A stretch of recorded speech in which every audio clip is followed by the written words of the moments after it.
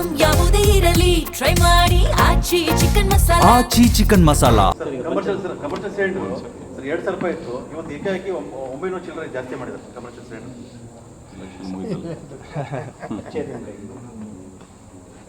ನೀವು ಇದನ್ನು ನೋಡಿದ್ದೀರಾ.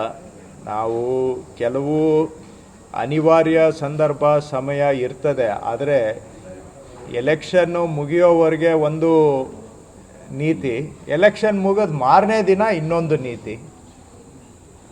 ಎಲೆಕ್ಷನ್ನು ನಡೀತಾ ಇರೋವಾಗ ಇಷ್ಟು ವರ್ಷ ಇಲ್ಲದೆ ಇರುವಂಥದ್ದು ಸುಮ್ಮನೆ ಮಹಿಳಾ ಮೀಸಲಾತಿ ಕಾನೂನು 2023ರಲ್ಲಿ ಎಲ್ಲ ಪಕ್ಷಗಳು ಸರ್ವಾನುಮತದಿಂದ ಮಹಿಳಾ ಮೀಸಲಾತಿಯನ್ನು ತರಬೇಕು ಅಂತೇಳಿ ಕಾನೂನನ್ನು 2023ರಲ್ಲೇ ಸಂಸತ್ತು ಮಂಜೂರು ಮಾಡಿದೆ.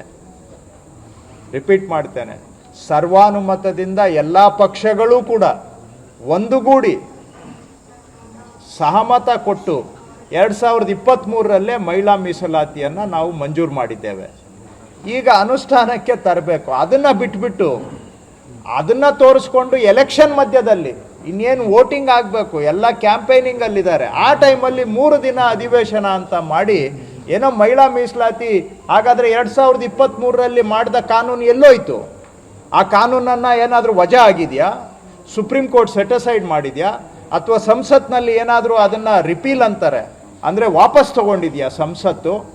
2023ರಲ್ಲೇ ಕಾನೂನು ಮಂಜೂರಾಗಿರೋವಾಗ ಅನುಷ್ಠಾನ ಮಾಡೋದು ಬಿಟ್ಬಿಟ್ಟು ಮಹಿಳಾ ಮೀಸಲಾತಿಯನ್ನು ತಪ್ಪಿಸೋದಕ್ಕೋಸ್ಕರ, ಆದರೆ ನಾಟಕ ಏನು, ಮಹಿಳಾ ಮೀಸಲಾತಿ ಕೊಡ್ತೀವಿ ಅಂತ ವೋಟಿಂಗಿಗೆ ಒಂದು ವಾರ ಇರೋವಾಗ ನಾಟಕ ಮಾಡ್ತಾರೆ. ಆದರೆ ಹಿನ್ನೆಲೆಯಲ್ಲಿ ಮುಖವಾಡ ಮಹಿಳಾ ಮೀಸಲಾತಿ, ಆದರೆ ಅದ್ರ ಹಿಂದುಗಡೆ ದಕ್ಷಿಣ ರಾಜ್ಯಗಳ ಸೀಟುಗಳನ್ನು ಕಸಿದುಕೊಳ್ಳುವಂತಹದ್ದು ಹುನ್ನಾರ. ನಿಜವಾಗಿ ಯಾವ ರಾಜ್ಯಗಳು, ಅದು ಕರ್ನಾಟಕ, ತಮಿಳುನಾಡು, ಕೇರಳ, ತೆಲಂಗಾಣ, ಇವೆಲ್ಲ ದೇಶದ ಇಂಜಿನ್ಗಳಿದ್ದಂಗೆ. ಇವು ಇಲ್ಲಿಂದನೇ ಇವತ್ತು ದೇಶಕ್ಕೆ ಉತ್ಪಾದನೆ ಆಗ್ತಾ ಇರೋದು, ದೇಶಕ್ಕೆ ಕೊಡುಗೆ ಕೊಡ್ತಾ ಇರೋದು ಈ ರಾಜ್ಯಗಳು. ಇವುಗಳ ಶಕ್ತಿಯನ್ನು ಅಡಗಿಸೋದಕ್ಕೋಸ್ಕರ, ಇವುಗಳ ಧ್ವನಿಯನ್ನು ಕಸಿದುಕೊಳ್ಳೋಕ್ಕೋಸ್ಕರ ಡಿಲಿಮಿಟೇಷನ್ ಮಾಡಿ ದಕ್ಷಿಣ ರಾಜ್ಯಗಳ ಸೀಟುಗಳನ್ನು ಅದನ್ನು ಮಾಡೋದಕ್ಕೆ ಮಹಿಳಾ ಮೀಸಲಾತಿ ಅಂತ ಮುಖವಾಡ ಇಟ್ಕೊಂಡು ಇದೆಲ್ಲ ಎಲೆಕ್ಷನ್ ನಡುವೆ ನಾಟಕ ಮಾಡ್ತಾರೆ. ಎಲೆಕ್ಷನ್ ಆಗಿದ ಕೂಡಲೇ ಇವತ್ತು ಇಷ್ಟು ದಿನ ಇಲ್ಲದೆ ಇದ್ದಿದ್ದು ಈಗ ಗ್ಯಾಸ್ ಸಿಲಿಂಡರ್ ಬೆಲೆ ಜಾಸ್ತಿ ಮಾಡುವಂಥದ್ದು ನೀವು ನೋಡ್ತೇವೆ. ಇದೆಲ್ಲ ಈ ರೀತಿಯಾಗಿ ಇವರ ಎಲ್ಲ ಈಗ ಸುಮಾರು ಹೋಟ್ಲುಗಳು ಮುಚ್ಚೋಗಿದ್ದಾವೆ. ಸುಮಾರು ಲಕ್ಷಾಂತರ ಆಟೋ ಡ್ರೈವರ್ಗಳು ಇವತ್ತು ಯಾರು ಸಿಲಿಂಡರ್ ಮೇಲೆ ಗ್ಯಾಸ್ ಆಟೋ ನಡೆಸ್ತಾ ಇದ್ರು ಅವರ ದಿನದ ಆದಾಯ ಬಂದಾಗಿದೆ ಕೆಲವ್ರಿಗೆ. ಯಾಕೆಂದರೆ ಅವರಿಗೆ ಡೈಲಿ ಅರ್ನಿಂಗ್ ಸಂಪಾದನೆ ಆದ್ರೇ ಅವ್ರಿಗೆ ಆವತ್ತಿನ ಜೀವನ, ಅವರೆಲ್ಲ ದಿನದ ಆದಾಯದ ಮೇಲೆ ಜೀವನ ಮಾಡುವಂಥವ್ರು, ಅವ್ರದ್ದು ಬಂದಾಗಿದೆ. ಹೋಟ್ಲ್ ನಡೆಸೋರು ಕೂಡ ಎಷ್ಟೋ ಜನ ಆವತ್ತಿನ ಒಂದು ಚಿಕ್ಕದು ಇಡ್ಲಿ ಅಂಗಡಿ ಹಾಕ್ಕೊಂಡಿದ್ರೆ ಆವತ್ತಿನ ಸಂಪಾದನೆ ಮೇಲೆ ಜೀವನ ನಡೆಸುವಂಥವ್ರು ಇದ್ದಾರೆ.